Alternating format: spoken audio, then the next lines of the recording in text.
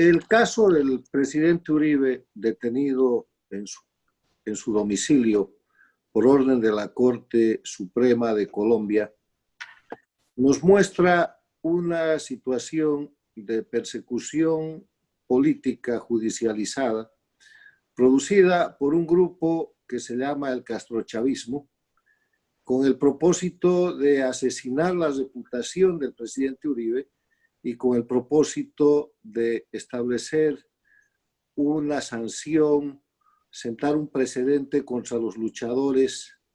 contra el narcotráfico, el terrorismo y el crimen organizado en la región. Este caso, que es tan grave, sin embargo, es solamente el síntoma de una causa mucho mayor.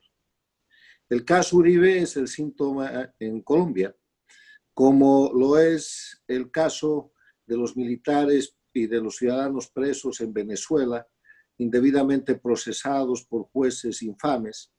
como lo es el caso de el exgobernador de Pando, procesado bajo el régimen de Evo Morales en Bolivia, o la persecución política del presidente Sánchez de Lozada en Bolivia, o los casos de persecución política judicializada, denominados los casos terrorismo en Bolivia,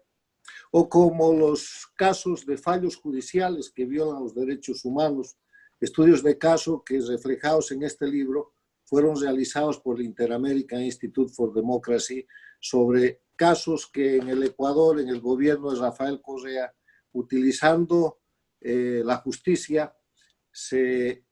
empleó el poder para perseguir a inocentes, para utilizar la justicia como un mecanismo de represión política. Es lo mismo que pasa en la Nicaragua de Ortega y Murillo, y es lo que pasa desde hace más de 60 años en Cuba, donde, poniendo un ejemplo muy tradicional y muy antiguo, tenemos el célebre caso del embajador Armando Valladares, que fue preso político por casi 23 años, juzgado y sentenciado por un delito que nunca había cometido,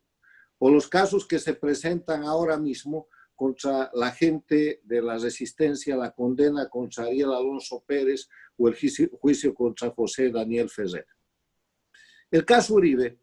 es el síntoma en Colombia de la manipulación que hace el castrochavismo,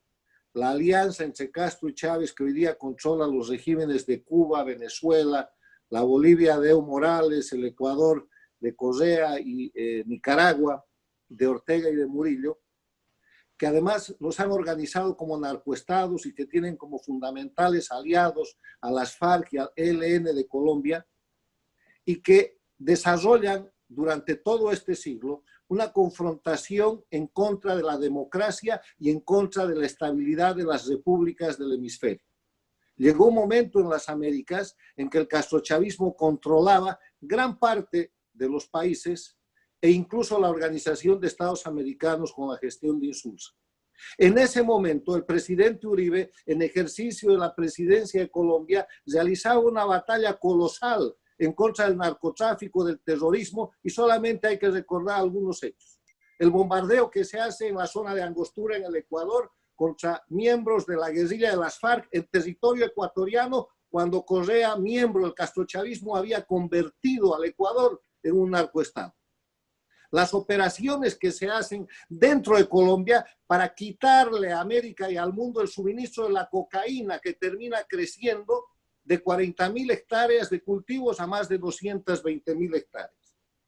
O sea, miremos en el caso Uribe, además del síntoma, que es la violación de sus derechos, la persecución política, la violación y la extinción del Estado de Derecho en Colombia, la manipulación de la justicia para buscar humillar a un defensor de la libertad y la democracia, para buscar castigar indebidamente y asesinar la reputación de un luchador contra las dictaduras, contra el narcotráfico, contra la delincuencia organizada y contra el terrorismo. Veamos de dónde viene eso y cuál es el ataque del que está siendo objeto Colombia. Se trata nada más ni nada menos del ataque de la organización criminal cubana, venezolana, nicaragüense, de Evo Morales y de esta clase de dirigentes que se amparan en frases o en ventajas como el Foro de Sao Paulo, como el Grupo de Puebla, que atacan la democracia y que atacan a los defensores de la democracia. En ese contexto, simplemente me resta puntualizar que en el caso Uribe se está extinguiendo el Estado de Derecho en Colombia, porque el Estado de Derecho quiere decir garantía de debido proceso legal, que no existe. En el caso Uribe se está